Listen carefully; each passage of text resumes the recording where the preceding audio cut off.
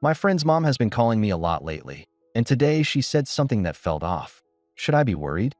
Hey Reddit. My friend's mom, let's call her Linda, has always been friendly. She's the kind of person who never hesitates to strike up a conversation, and she's always been kind to me. But lately, something has felt off. It all started a few weeks ago when she began calling me more often. At first, I didn't think much of it. She'd occasionally text me to ask if her son, my best friend, Jake, was with me or if I knew where he was. That seemed normal enough. But then the calls started happening even when Jake was right there with her. It started with little things. She'd call just to ask how I was doing or what I was up to, which seemed a bit unusual but still harmless. I figured maybe she just saw me as another son. But then she started calling late at night. The first time it happened, it was around 11 p.m. I was half asleep when my phone buzzed. Seeing her name on the screen jolted me awake. My first thought was that something had happened to Jake, so I answered right away. But all she did was ask me random questions: what I was doing, if I was dating anyone, how I felt about my future. It was strange, but I chalked it up to her just being lonely or bored. Then, the next night, it happened again. And the night after that. Each time, the conversations got weirder. She'd ask about my personal life, about my family, even about things like what kind of girls I was into. One night, she told me she thought I was very mature for my age, that I had a certain charm about me. That was the first time I really felt uncomfortable. I laughed it off and tried to change the subject, but something in the way she said it stuck with me. I started ignoring some of her calls, hoping she'd take the hint, but that only made her more persistent. She'd leave voicemails saying she just wanted to talk or needed advice about something. She even started messaging me on social media, sending me random memes or tagging me in posts that had nothing to do with anything we'd ever talked about. Then came today. I was hanging out at Jake's house, just playing video games like we always do. Linda was there, moving around the house, occasionally stopping to chat with us. She seemed normal at first, but then, when Jake went to grab something from the kitchen, she sat down next to me on the couch. There was something different about her demeanor. She was too close, her knee almost touching mine. She smiled at me in this way that sent a weird chill down my spine. "You're such a handsome young man," she said. "You must have all the girls chasing after you." I laughed awkwardly, trying to brush it off. But she didn't stop there. She leaned in slightly, lowering her voice. "If I were younger, I'd be in trouble around you." That was it. That was the moment everything clicked. All the late-night calls, the weird messages, the constant need to talk to me. It wasn't just friendly concern. There was something else going on here, something that made me feel sick to my stomach. I didn't know what to say. I just mumbled something about needing to use the bathroom and got up as fast as I could. I locked myself in there, staring at my reflection in the mirror, my heart pounding. What the hell was I supposed to do? This was my best friend's mom. I couldn't just accuse her of being inappropriate without proof. And even if I did, what would that do to my friendship with Jake?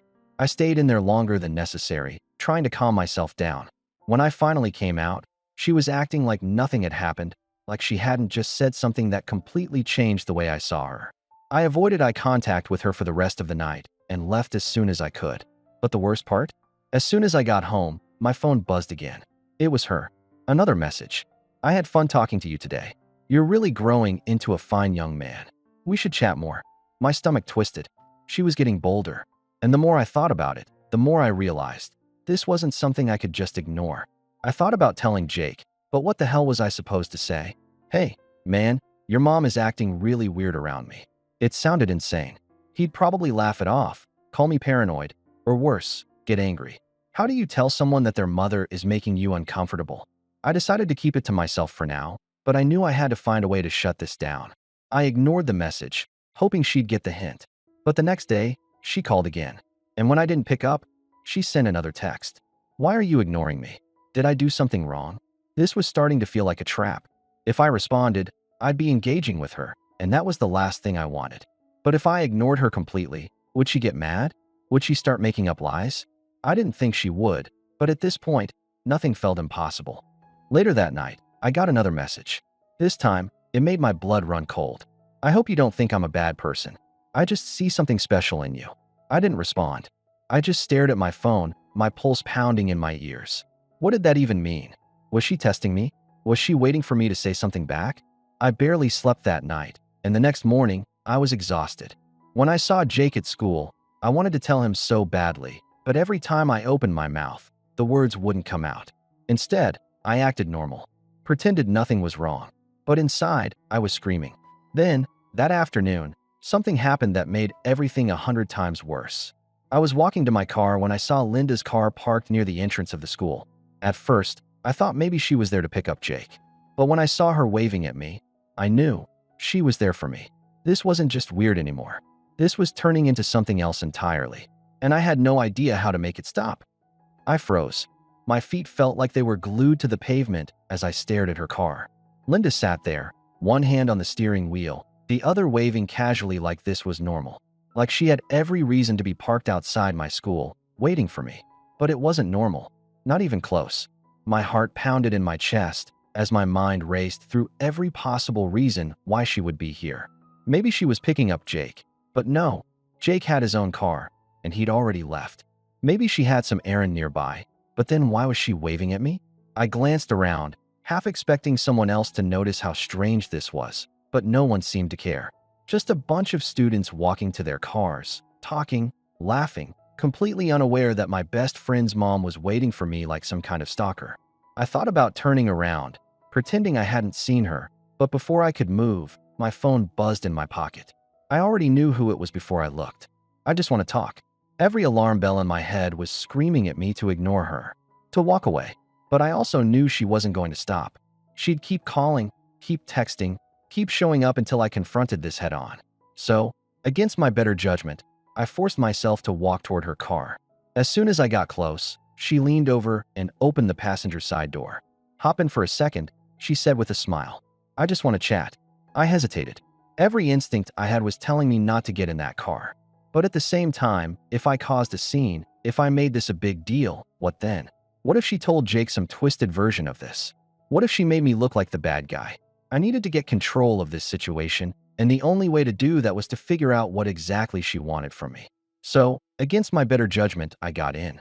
The second the door closed, I regretted it. There was something too intimate about the space inside her car, the way her perfume filled the air, the way she turned slightly in her seat to look at me. Her smile was soft, almost affectionate, but there was something beneath it, something I couldn't quite place. "I don't understand why you've been ignoring me," she said, her voice quieter now, almost hurt. "Did I do something wrong?" I swallowed hard. "Linda, I just think it's kind of weird that you're calling me so much," I said, keeping my voice even. "I don't want to be rude, but I don't really know what you want from me." She sighed, shaking her head like I was being ridiculous. "I just enjoy talking to you. You're different from other boys your age. You actually listen." I clenched my fists. This was bad. This was really bad. I needed to end this now. "Linda, I think we should probably." Before I could finish, she reached out and placed her hand on my arm. It wasn't a casual touch. It lingered, her fingers lightly brushing against my skin. I tensed up immediately, my breath catching in my throat. "You're so tense," she murmured, her eyes studying me. "You don't have to be nervous." I jerked my arm away like I had been burned. "I need to go," I said quickly, reaching for the door handle. This was a mistake. A huge mistake. She sighed again, but this time, there was something else in her expression, disappointment. Like she had expected something different from me. But she didn't stop me as I pushed open the door and practically jumped out of her car. As soon as I was back in my own car, I locked the doors, my hands shaking as I gripped the steering wheel. My heart was racing so fast it felt like it might explode. That was it. That was the final straw. This wasn't just weird behavior anymore. This was something else. Something dangerous. I didn't even think twice before pulling out my phone and texting Jake. "Dude, we need to talk. Now." He didn't respond right away, but I didn't care. I was done keeping this to myself. I didn't care if he got mad. I didn't care if this ruined our friendship. Because Linda had crossed a line, and I wasn't going to let this go any further. That night, Jake finally called me. I could hear the confusion in his voice before he even said anything. "What's up, man? You okay?" I took a deep breath, steadying myself. This was it. The moment everything changed. "Jake, it's about your mom." Silence. "Then what about her?"